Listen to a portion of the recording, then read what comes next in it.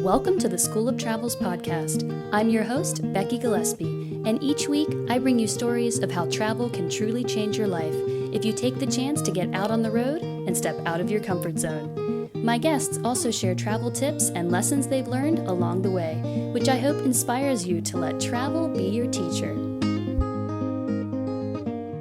Hello, listeners. This week I'm excited to bring you an interview with Chiara Terzuolo, Editor-in-Chief of All About Japan, and someone with a very unique perspective on learning from travel throughout your life. Also, if you're interested in Japan, Chiara has been living in Japan for several years, and in my opinion is one of the experts on food and off-the-beaten-track travel in Japan. We do talk about some off-the-beaten-path places in Japan, as well as her Tokyo Vegan Guide that she wrote in 2017, so I hope that you enjoy it. Welcome to the School of Travel's podcast, episode 4, and today I am excited to bring you my good friend, Chiara Terzuolo, author of the Tokyo Vegan Guide, which we're going to get into more later.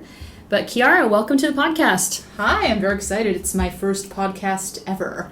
We are very excited to have you. Yay. You have a lot of stories to share with us, I know. I hope so. First of all, can you tell us a bit about yourself? Okay, so, I'm half Italian and half American, and I've spent most of my life basically following my parents around, mainly Europe, as they moved around for their job. And so for the past, 8 years or so, I've now been in Tokyo since 2011. Doing a whole bunch of stuff. I've worked in several different industries, but a lot of travel. Currently I'm editor-in-chief of the online media, and I freelanced through that entire period as well as a writer and editor and consultant and, anything else that looks like fun. Great. Well, as you know, on this podcast, and as you know, listeners, we talk about how travel has made you who you are today and what travel has taught you. So I want to take it way back to the beginning. First of all, you're Italian-American. Where were you born? So I was born in Rome, all those many, many years ago. And, as I was saying, I've moved around my entire life. The longest I've ever been in any place is Japan at this point. But in Italy, I probably spent in total about maybe 4.5, 5 years there, but that was always coming and going. Wow. So your parents, as you said, they travel for work. Yep. My parents were with the Foreign Service, both of them. So yeah, we tended to move every, anything between 2 to 4 years, all around the world. Well, then again, mostly Europe. I would say that you had the opposite of my childhood. It's true. Interesting. So travel has always been part of your life. Well, yeah, whether I wanted it to be or not. I don't think I appreciated it as much then. Obviously, it's not as much fun for a 6-year-old as it is for somebody who's then 26. But I am very grateful for it now because I learned a whole bunch of languages. And, there's that flexibility of having to adapt to different places, which is, at this point in the world, absolutely necessary. And I have to be grateful for that. What languages did you learn to speak? So Italian and English are my native languages. And then I learned French. We lived in Paris. And then Dutch, although it's a bit rusty right now. And then Japanese. So I've got 5. And because of, the whole Italian thing, I can understand and sort of speak fake Spanish.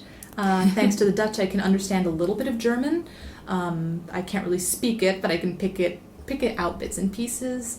And I also studied Latin, like any good Italian girl needs to. That's not super useful, I must admit, though. I took it for a year in high school. I remember the Gladiator poster on the wall. That's pretty much it. It was fun. I was the only Italian in the class, so basically I didn't need to study. I would just look at the thing. It's like, oh, this is what this means. Yeah, good, done, translated. Next. You're also, now I know you do some translation work, so I'm sure that Latin, maybe not translation with so much Romance languages, but with Japanese? Well, I used to do more of it, but it does pay quite well, but it's really not my thing. I do some of it for work, just because I have to deal with, clients who only speak Japanese and trying to sort of put out a magazine in English. So I have to kind of be in the middle there and explain to them that the thing that is written may not look like the Japanese, but it's the same meaning. So that's fun. But yeah, most of my work is fortunately not translation related anymore. Do you do any work with those other languages at this point, with Dutch or French? Not really. I mean, every once in a while, for my current job, we do get requests from clients to get information or articles in other languages. And recently we did have one in French, so that was like, that's a first for me. So that was kind of cool. But Italian and whatnot, maybe a little bit here and there just for like social media stuff, but not much. Mainly in Japan, English, at least in my case, is kind of the main sales point I can offer her. Right. So I'm curious about, like, as a child, how you learned these languages as you're going, when your parents, for example, are not French. How old were you when you learned French, for example? Okay, well, actually, French is a really interesting one because basically my first language as a child was actually Italian. And then we kind of moved to the United States and a few other countries where I didn't get a chance to use it at all, and I, in fact, basically forgot it. I think part of that was also willingly because my grandparents kept on, like, needling me in Italian, and so I was just like, well, I'm not going to speak this because I'm stubborn as hell. But then I ended up in Paris. I was very young. I think I was about 6 maybe? I think 6 was the first year of elementary school, I think. Something around that. And suddenly I had to relearn Italian because my parents decided I was going to go to the Italian school in Paris, along with learning French. Wow. Now, yes, because their expectations are so low. In the end, it's a good thing. My French is a little bit strange because of it. But, at the age of 6 or 7, children are just sponges. Basically, your language learning abilities are sponge-like until about the age of 14. So they just threw me in and were like, okay, get on with it. And it's basically panic learning. Like, you want to know what the other people in your class are saying. You don't, and so you kind of put A and B together and your little neurons just fire incredibly. And within about 6 months or so, my Italian was quite decent. It came back, maybe, or I just relearned it. And my French was also pretty good just because I was surrounded by it all the time. Huh. But you didn't speak it at home? No. Usually we speak English and with a little mix of Italian. Until that point, we actually didn't mix as much. And so I think that was maybe my parents realized, oh, damn. Like, yeah, we have to do something about this, which is probably why they stuck me in that school. But yeah, it's just, it's not osmosis, but it's basically just learning by listening. Wow. So how long were you in that school? I was there for about 3 years, I think, in Paris, and for, outside... things outside the classroom as well. I did them entirely in French. That's where I actually learned to ride. And I went to, France is a wonderful place if you're interested in riding and horses and things like that. They just stuck me in a sort of French, very normal, very, regular riding school. And so, yeah, actually my riding terms are the best in French. I still remember them. Wow, your life is just, it's fascinating how travel and this constant travel and being thrown into different cultures can shape somebody when they're that young. Yeah, well, I think it's the best thing, really. Get it when you're young, because it's so much harder. My last 2 languages I learned after the age of 14, and oh my god, the difference. So... Did you find yourself, like, wanting to stay in one place when you were young and saying, no, Mom and Dad? I mean, I'm sure you knew that they had to move, but... Did you find, like, opposite to a lot of children in one place for several years, that you were like, no, I want to stay in this school for the next 7 years. I don't want to go anywhere. Yeah, there definitely was that. And at a certain point, for most of my childhood, of course, I went with it. But high school, I kind of put my foot down because there was a chance of us being returned to Italy. At that point, we were living in the Netherlands. And I was about 2 years into high school. And we're like, well, we might move back, and I even went all the way to Italy and did, some interviews at schools, like American schools and all these kind of things. And it's just like, I did not want to do that. And fortunately, my mother at that point had retired from the Foreign Service, and my dad was able to find a post at something different, sort of related. And so very kindly allowed me to finish out my years in Holland. And I'm there in the Netherlands, and I am grateful for that, because that was a really cool school to be in. It's a European school, so everybody speaks like 3 or 4 languages. Wow. And you have to take classes in various languages, so like history and English and geography were in English, of course, and then in Italian I did Italian, math, and like physics and things like that. So it was really neat, and I had a lot of friends there, so I'm grateful for that. Wow. So 4 years in the same school. Yes. Okay. With your parents there. Yes. Okay. Do you have any brothers and sisters, by the way? Nope. I don't think this is I think I was a problematic enough child that they stopped at 1. Okay. I just wondered how that would have played in if, But it's, I mean, I see a lot of diplomats and a lot of foreign service and military people. They actually do tend to have more than one child, just because they kind of keep each other company. But in my case, I was usually my own company, so I guess that's just how it played out. Okay, so, and I also want to ask, like, when you were traveling with your parents and they're posted in these different countries, did you guys do a lot of travel outside of their work? Mm-hmm. Yeah, well, my parents love to travel. Even now, I mean, they're both retired, but they come to Japan once a year. They travel all over the United States, where they're currently based. They go all over the place. So this is something they really like to do. And as a child, I did the same. So, wherever we lived, usually it would be, because you have to be where the embassy is, it's the capital city. But travel outside of there, go see other cities. Of course, go back and forth between the U.S. and Italy for family things. But yeah, that Asia was super international travel was not something we really did. Partially because of their work, so they can't take really long vacations. Mm. But yeah, around Europe we traveled all over the place. I've been to most countries in Europe.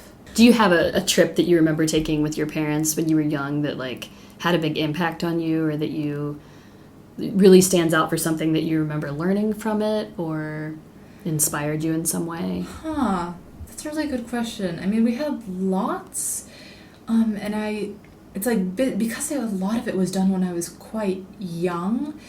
I don't remember everything. I was probably about 4 or 5 when we went to Istanbul.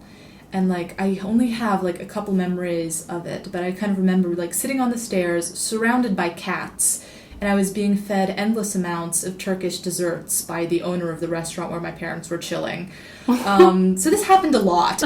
They just kind of let me run loose. And then, yeah, in the Czech Republic, actually at that point it was still Czechoslovakia, there's all of these castles out in the middle of nowhere. There's this castle that just had seemingly hundreds of peacocks.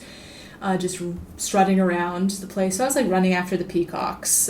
Again, I was probably, 5, maybe. So things like that. And, I do remember the very Italian style vacations. When we were posted in Italy, Italians take their summer vacations very seriously. It's nothing like Japan. So you'd have 2 or 3 weeks by the sea, or one time went camping in the Marche area. So sort of went camping, and the great part of the Marche is that it has sea, and then if you just go kind of a little bit back, there's mountains. So went riding through, the mountains, and went swimming in the sea, and they do film festivals outside and things like that. And yeah, those I really I really miss at the moment. Wow. Those long vacations. Yeah. Having a vacation where it's long enough that you actually get bored at some point, it's I kind of miss being bored. That would be really nice, I don't think we leave enough time in our lives these days, so many of us, to be bored. No, and it's I think that's a really bad thing, because the few times that I have managed to get a bit bored, when living in Japan, I've always done much more interesting things and had much more interesting ideas pop out. So one of my future goals is to have time to be bored. By the way, I do want to ask, where is the Marche area in Italy? The Marche are kind of So it's not super southern Italy. So if you're like thinking at the boot, it's about around the, I don't know, mid-calf area kind of thing. And sort of towards the, I don't know, east or west. Oh, like top of the boot, bottom of the boot? Middle low part of the boot. Okay. Yeah, it's a good bit above the heel, as it were. It just sounds beautiful. I'm gonna look this up later. Gorgeous. Look it up, listeners. I mean, God, Italy is just, Italy is so much more than the major cities. To be honest, I mean, Rome is gorgeous, and I mean, I should like it. I was born there. But the small towns are just, oh. You just get lost in them, don't you? You just feel time has stopped. Yeah, it's so much slower, and I just feel Italians enjoy life so much more. That's another thing I'd like to recapture, kind of a slightly slower lifestyle and, like, you know, really good food all the time, dinners that last 3 hours. Like, that sounds like an awesome life. So. Well, then I have to ask you, how did a girl who is so familiar with Italy and is in fact part Italian end up falling in love and spending the most time she's ever spent anywhere in Japan, which has the opposite, as you've been referencing, kind of work-life balance? Well, I asked myself that a lot as well, actually. Basically, sort of the love affair with Japan the love affair with Asia started in high school. I was very into, like, martial arts, and I read a lot of books about, you know, Asian history and culture. I mean, mainly Japan and China, but a little bit about Korea and, you know, some of other areas in, like, Southeast Asia. And I just thought, this is really, really cool. This is a very unique and very different culture. And yeah, so then I went to college, and I started out as a voice major, but then kind of moved into more like ethnomusicology and East Asian studies, and I had to choose a language for East Asian studies. And my choices were Chinese or Japanese. And because I knew zilch, basically, about the language, I was like, oh, well, Japanese looks easier, so I'll do that for like a year and a half, and then I'll switch to Chinese, and then I'll do both. I'll know both. Woo! Kind of thing. No. That was not easy at all. But I guess my decision-making had some positive aspects, because, I mean, the more I got to know the culture, the more I realized, like, Japan is, in many ways, probably more suited to my personality. It's like, it's not combative, it's, you know, it's a bit quieter, perhaps, compared to China, and, you know, Chinese ways of speaking and, you know, getting around in the world. So that was good. But yeah, I studied Japanese, and I went and studied abroad the first time at Kanda University, Kanda University of Foreign Languages, which is out in the middle of nowhere in Chiba. And, well, there I did an internship, and there was this cultural internship thing, which, where they place you, you know, in something kind of some interesting company to learn about the culture. And I got placed at a shrine as a miko, so like the shrine maiden. Obviously not an official miko, only Japanese people can be real miko. Much to my chagrin, it was probably my favorite job in the world. But, yeah, and it was a pretty major shrine. So they taught me about the music and the dances that they do for weddings and, you know, ceremonies there. And there I got in contact with the koto, which is this big, I mean, you've probably seen pictures of it, but it's a big zither instrument. It's kind of like this 2 meter long by about 30 centimeter wide hollow thing of wood with 13 strings. And I was just crazily taken by this. I mean, I loved music to start with, and you sing while playing the koto. Not for shrine music, but just more traditional koto music. And I was just like, oh my god, this is so cool. And I wanted to continue that. And obviously, that's a kind of hard thing to do. Can't pack that in your suitcase. Yeah, well, I couldn't pack it in my suitcase, so I couldn't really continue when I went back to university. But I started applying for scholarships for things and for grad school for it, because I'm an idiot. No, I think it's very interesting. Well, it's very interesting. I mean, it's, you know... Do what you love, right? Yes, Study what you but love. Maybe not spend, you know, hundreds of thousands of dollars on it. But fortunately, I didn't have to do that. I got a Fulbright scholarship, and they sent me off to Kobe University, where I got to spend a year studying how koto and shamisen music is, you know, preserved and transmitted and things like that. And then I got an offer to go to SOAS, the School of the unfortunately named School of Oriental and African Studies in London, where I then got my master's in koto and shamisen performance. Fortunately, I got some money for that, and I am a European citizen, so I didn't have to pay so much. And I got to spend a year in London, which is a lot better than spending a year in your parents' basement. Which was where? That's the question. Where were they? They have a roving basement, I would say. At that point, they were in D.C. Okay. So, they actually had a basement, so that was a new thing. But, yes, I did that, and then I managed to wrangle... I had enough of academia. I wanted to, make some money and, eat on a regular basis. So I looked for a job in Japan so I could continue the koto thing. And the best teachers are in Tokyo. So I was very fortunate. It took me a year and a half to find a job that wasn't teaching in Japan, because I was clear about that. It's like, I should not be teaching anybody English. That would just be, that would be sad all around. So yeah, and so I kind of came back and started working. And I'm still here now. And definitely, I didn't think as much about, the work-life balance then as I do now. Obviously, I was very early 20s and have a hell of a lot more energy and, less knowledgeable about the world as well. So, then again, I must still say, Japan, there is this culture of overwork and it is really awful. I'm pretty lucky. I don't have as many horrible issues as a lot of people I know do. Mm-hmm. But wow. It just sounds like, so what it seems is that you just followed your curiosity starting in high school, and just whatever you got into and what you found when you got there just led to the next thing and the next part, and it happened to continue to lead back to Japan, at least for now. Yeah, for now. Definitely. Yeah. I'm glad it is, because it is a really cool country, and for traveling, I think it is, it's a very travel-friendly destination, I think, especially if you don't live here. Mm-hmm. There's, the JR Pass, which allows you to go all over the country on the bullet train for, nothing, basically. And, hostels here are incredible and clean and safe and cost, very, very little compared to hotels. So, it's just, you can get everywhere by train, which is really nice. And I think is one thing that the U.S. I wasn't keen about. You need to drive. Unless you live in a really major city, and especially Wisconsin, you need to be able to get somewhere on weekends. But it has its pros and its cons, like everywhere.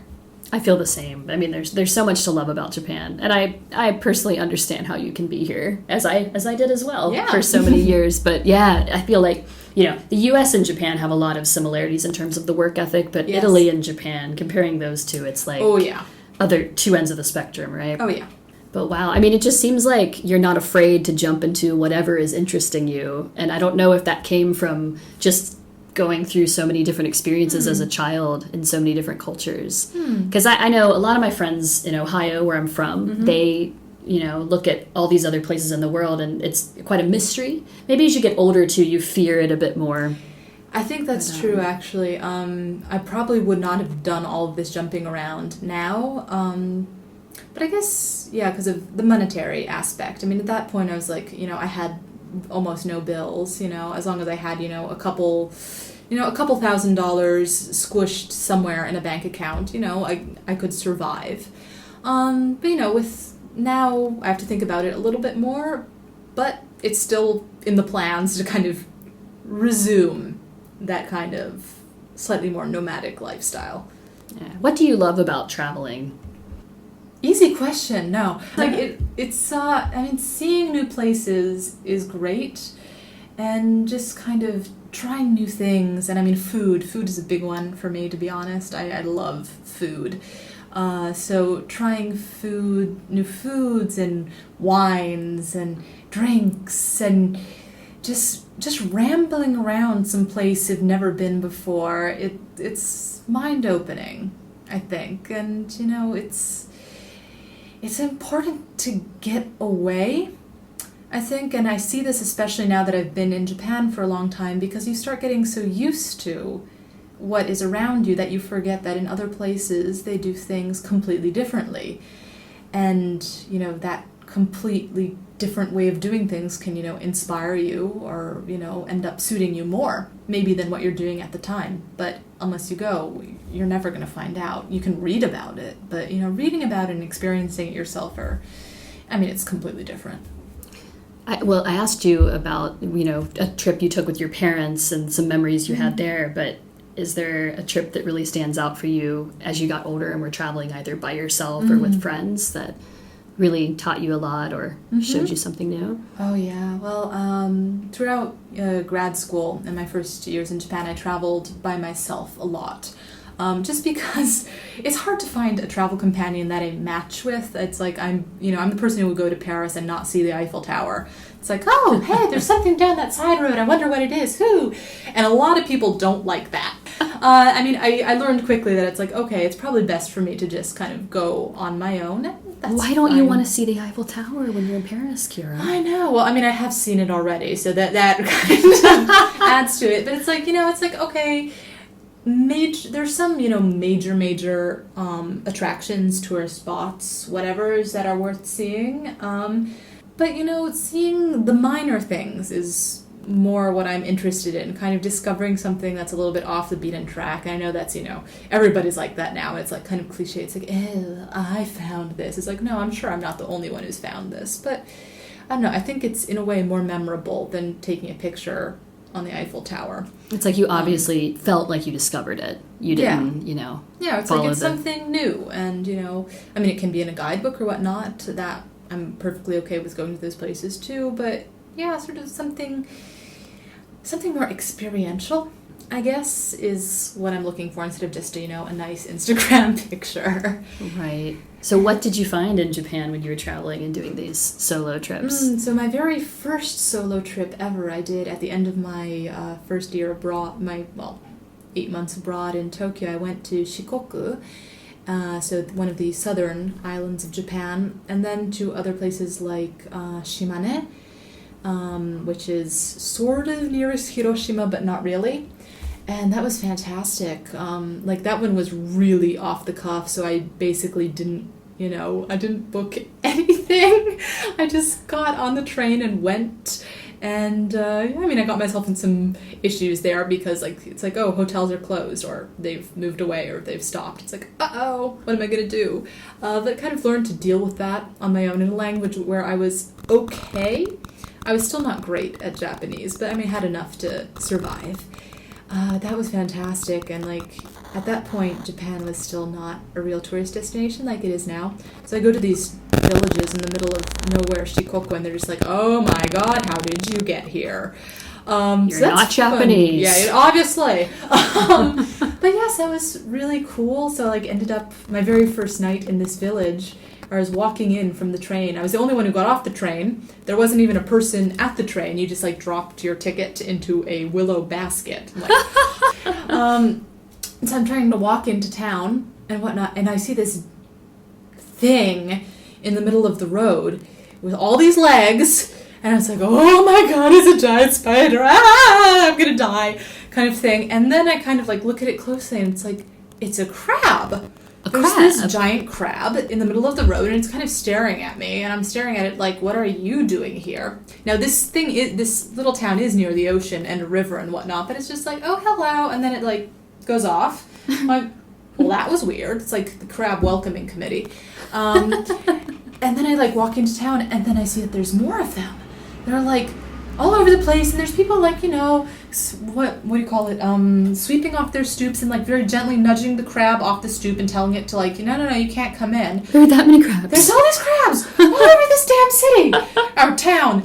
And I was like, what is going on? So, I check into my, very rundown little hostel thing there with the person who's, very surprised to see me. I'm like, so what's with the crabs? And she's like, oh, do you not have crabs in Italy?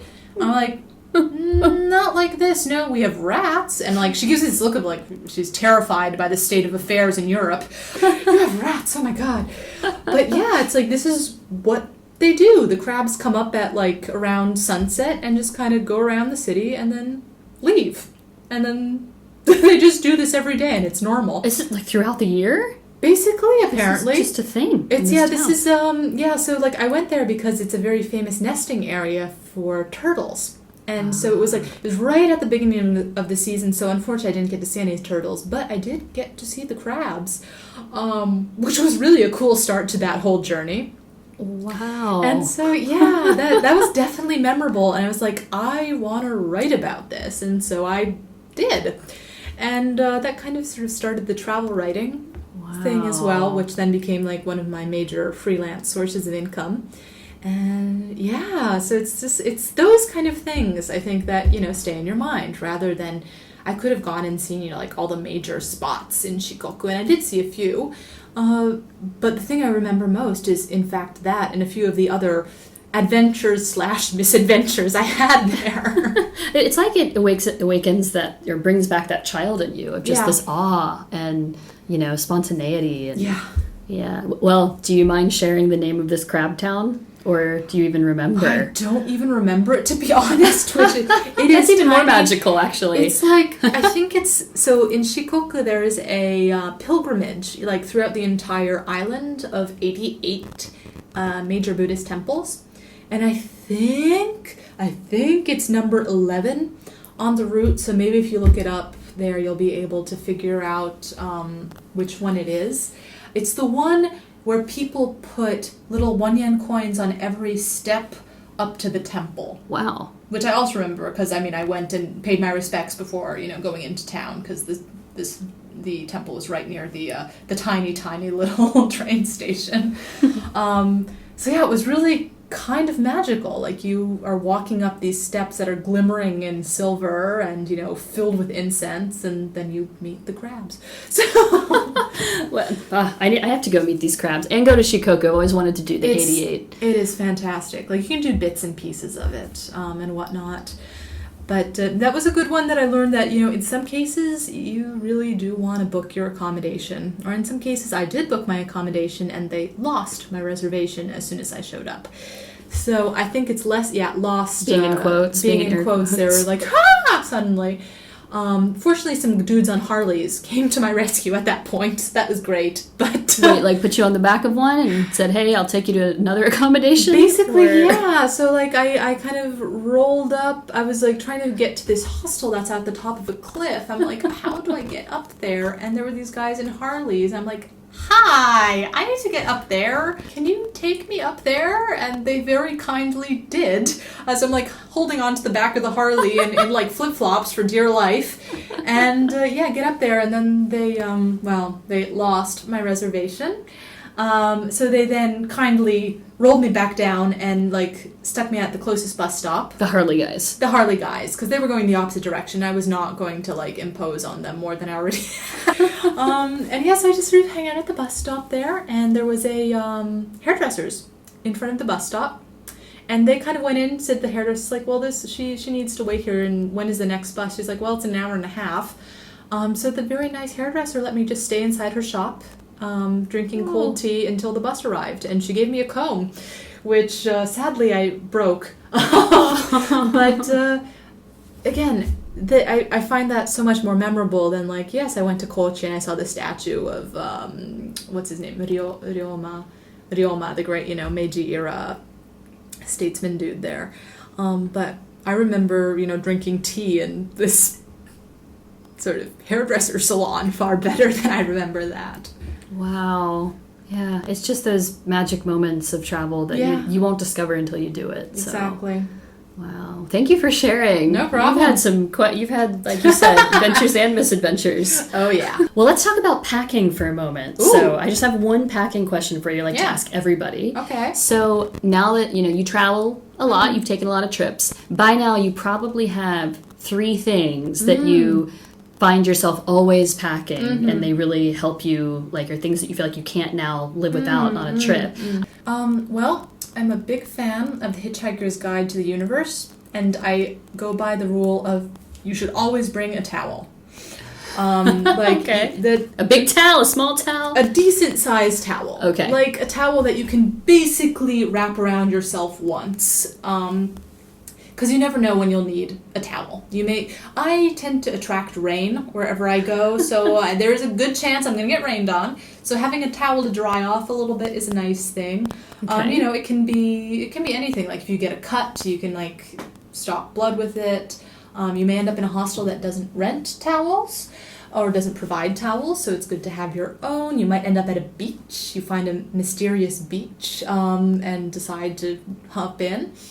Or a river. As you know, I always end up putting my feet in rivers whenever we go hiking. I do know. It's lovely. So, yeah, I think a towel is something you should always have. So, Douglas Adams rule number 1 there.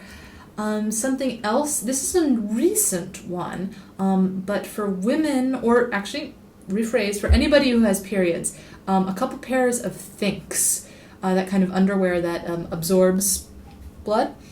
Fantastic. I was recently last year or so in the Philippines, and I was looking for tampons. Mm-hmm. And I could not find any to save my life. This has been an ongoing problem. Yeah, in East Asia, Southeast Asia, this is not a thing. I eventually found it 3 days later, in some place. But it was quite an issue. So having a couple pairs of those would have been very, very helpful. So that's my latest tip, I think. It's a good tip for the ladies. Yeah, and then another one is cash. Definitely always have cash. This is a very important thing, I think, for Japan as well, especially if you're going to go into the hinterlands, because there's a lot of places that just do not accept credit. They do not accept debit. Mm-hmm. This happens in large cities as well, much to my eternal frustration as I try to use my credit card to get more miles for travel. My personal favorite place to put them is actually underneath the soles of shoes. I'll wrap it in a tiny little sealable plastic bag, mini Ziploc thing, so that if your shoes get wet or anything, there's no problem. It's also good if you get money stolen or something like that. You have some cash on you at all times. So those are my main 3, I think. Now, related to cash, when do you usually get your cash? Do you get it in the country where you're in Japan before you go in that other currency? Mm-hmm. Do you get it at the Japanese airport? Do you get it at the airport where you arrive? Okay. Well, it depends where I go. If I go to Europe, I always have euros left over. And my grandmother does still, at the age of 31, she still sends me, a couple 10 or 20 euro bills every once in a while, so I'll end up using that. But it depends where I go. In the case of if I go around Southeast Asia, I tend to get money before arriving. Okay. They're just so I can start immediately. At the airport in Japan? At the airport in Japan. Okay. Yeah. A lot of people ask that, should I get the money before I go, or when I get there? Yes, there is a difference. Maybe $5-10 in fees and whatnot. I like just having the money when I get there, because there's nothing worse than arriving and you need, I don't know, some aspirin or desperately need a cup of coffee or something and not having cash. So I just do it in advance. And then in other countries, if I go to Singapore or something like that, then I just won't take out any. I'll just put everything on card. Okay. I also have, I don't know if you have this, an ATM debit card. I have a Charles Schwab card from the U.S. I don't have that one, no. Or it could really be any ATM card that is not going to charge you international fees. Charles Schwab, for Americans listening to this, or any listener that if you're looking to start traveling, then you could look for something without international ATM fees. Yeah. And there's a lot of credit cards that do that too. I've finally got a Capital One card, and that has the same thing. I think that's a really important thing for travelers. You need to have a card that will not charge you fees. And you also need a card where they're not going to freak out if you're charging things in different countries. Yes. I've had that happen before, but with my new card, I was going to Italy, and I live in Japan, but the card is American, so it's So I gave them, a call. It's I will be traveling and whatnot. And basically their answer is, yeah, we expect people to do that. We don't care. It's oh, well, that's refreshing. So I think the cards have gotten better about that, which is great. Well, especially ones with travel rewards. It's they now know their target audience. So yeah, and making that phone call abroad is not easy sometimes. Exactly. To get that turned back on. So if you don't have a card, like that, before traveling, do give them a call so they can just make a note of it, and you're not going to end up with a frozen card in the middle of nowhere, which has happened to me, and that was not fun. So, Well, I just have a couple more questions for you. Sure. One of them, really important question, I think. If you're trying to give advice to somebody who is overwhelmed by the idea of travel or has not taken that trip they've always wanted to take, but they've been dreaming about it, what advice would you have for someone like that who is still trying to push travel boundaries? Well, the first thing I would do is select a destination that maybe isn't too out there. Like, going to, Burma or something, Myanmar, whichever one is appropriate at this time, so it's hard to tell, as your first trip can be rather overwhelming. So, if you're in the United States, then maybe going to South America is a relatively easy one and not super expensive. At this point, you can get over the border relatively easily. And you can expect some amount of English help. Or, that's another tip, is go to a country where people speak English. So go to Australia or the UK, Canada would be a really easy start. Canada. Oh, there you go. Sorry. I was forgetting about poor Canada, despite desperately wanting to go there. But yeah, go to Canada. Just do something kind of low stakes, I think. Then, if there is a country you desperately want to go to, it's just like that, I see a lot of people, I used to work, and I still work in close contact with the travel industries. Like, Japan is an aspirational destination for a lot of people, and it should be. It is awesome. It's an amazing place. But if you are a little bit worried about dealing with it yourself, just go on a tour, a package tour. A lot of them, people say they're expensive. But if you break a lot of these things down, you end up paying the same, or in some cases less, than you would if you did it all by yourself. If you want to stay, especially in nice-ish hotels and things like that. That way, the planning is done by someone else. You have, a native guide to help show you around. And if you're not I'm not a person who likes being guided. You can get things that, range, where, you get a little bit of help, or just something that is, fully guided all the time. There's all sorts of companies out there for any destination. People also forget about the time that they save by having them plan it all and take you everywhere. Exactly. Because I know I've spent a lot of time on a street corner looking at a map, trying to get to the next place, and then find out it closed and all this other stuff. Exactly. So it just smooths things out, and, having that first trip go smoothly is, especially if you're traveling with another person who is maybe even more anxious about it than you, just kind of helps smooth it out, make it a positive first trip as well. Great. Well, okay, my final question, and I really hope listeners go and have a closer look at this and that they even buy what you've created recently. So you've been mentioning travel writing and things like that, and you said before that you love travel, especially for food. Yes. So can you tell our listeners what you wrote? Okay. Well, shameless plug, but, I have been vegetarian since the age of about 8. And then once coming to Japan, I kind of just went vegan, as it were, for a whole series of reasons. And yeah, I spent a lot of time, looking for and trying vegan restaurants. And I have an Instagram account, which is Tokyo Vegan Guide. And I kept on getting questions by so many people. It's like, where are these places? Will I survive? Will I only eat rice my entire time there? I'm like, no, you'll be fine. And basically in an attempt to help out people with, plant-based diets, and to some extent also gluten-free diets, I ended up writing the Tokyo Vegan Guide. You can find it on Amazon. There's only one, not surprisingly. I have it in both Kindle and paperback. And I will probably in September be releasing the 2018 version, which is updated. So the 2017 version had 50 restaurants around Tokyo. And in the last couple years, the vegan, sort of plant-based movement has boomed here. So the 2018 version has 70 restaurants. Wow. So you're definitely not going to starve. So yeah, please, if you are a vegan, vegetarian person coming to Tokyo or know somebody who this might be useful for, please forward them to Amazon. I would be very grateful. I think it's great because I don't know if our listeners are aware that, Japan is a notoriously difficult place to really know if you're getting a vegan dish or even a vegetarian dish. I think people think Japanese food, it's healthy, but it's not vegetarian for the most part. No, it's like the dashi, which is, fish stock, fish broth is in a lot of things, including some things that look like desserts.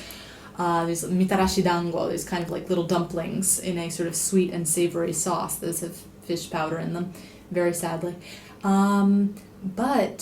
So I think the guide is, I've gotten comments from readers of the guide who aren't actually vegetarian or vegan, but they have really serious fish allergies or shellfish allergies, and they really want to come to Japan, but we're really worried. And so using the vegan restaurants means that they could travel safely. And so it's like, oh, it's so nice to hear that. It's like, oh, I helped somebody, yay, kind of thing. But yeah, definitely. So if you are a person who likes fish and meat and all that stuff, you'll be very happy here. There's, tons and tons to eat. Yes, I do still believe that the food in Japan is the best food I've ever had in the world. Except Italy. Oh, wait a minute. No, you know Italy a lot better than me. Kidding, all right, well, we're going to have to maybe go on the road and we'll have to taste test all of this, Yeah, if anyone wants to pay for that, just let us know. Yeah, we're open for all sorts of collaborations with food. Oh, man. Well, I can tell you, readers, I did read the Tokyo Vegan Guide, and I've been to a few of the places. I'm not a vegan myself, but I think it's just a really helpful resource for all the reasons that you mentioned, and I'm excited to read the next version. Yay! Yeah. Yeah, I had a great time researching it. I've eaten my way through the entire city, so I can't complain. So lucky, girl. Well, where can people find you? As you said, should they go on Instagram to... Yep. Is it the Tokyo Vegan Guide or just Tokyo? It's just, if you put hashtag Tokyo Vegan Guide or at Tokyo Vegan Guide, you can find me, and I offer plenty of free information about restaurants there, too. You can also, with my name, there's really only a few people in the world with my name. So if you look at chiaraterzuolo.weebly.com, you can see examples of my travel writing and societal writing and whatnot. You can find a lot of the stuff I've written all over the place, in Gaijin Pot and Savvy, Jet Setter, all sorts of places, and as well as the site where I am editor-in-chief, which is All About Japan, which is obviously not written just by me. We have lots of collaborators. And that is very good if it is your first time visiting Japan, or if you plan to live in Japan or move to Japan. We have lots of info that can help you there too. Well, thank you so much, Chiara. You're such a wealth of knowledge about Japan and travel in general, I would say. And thank you for sharing your unique background with us. Oh, thank you. I hope it inspires a lot of people to travel to all of these places they want, including the Crab City. I'm going to find it. Yeah, number 11. Definitely. The Crab City was awesome. It's like I definitely want to go back. Go see if the crabs remember me. Well, thank you very much. All right, thank you. I hope that you enjoyed that interview with Chiara. I also want to let you know that Chiara, as she mentioned, was coming out with an updated version of her Tokyo Vegan Guide, and it was released on Amazon on September 15th. So if you go to Amazon and just type Tokyo Vegan Guide, hers is the only guide that will come up. So I hope that you find that useful. And I want to leave you with the travel quote of the week. This is from one of my favorite travelers who I think many of us who saw his show aspired to be and were even inspired to travel in the first place by him. This is from Anthony Bourdain. If I'm an advocate for anything, it's to move, as far as you can, across the ocean or simply across the river. The extent to which you can walk in someone else's shoes, or at least eat their food, it's a plus for everybody.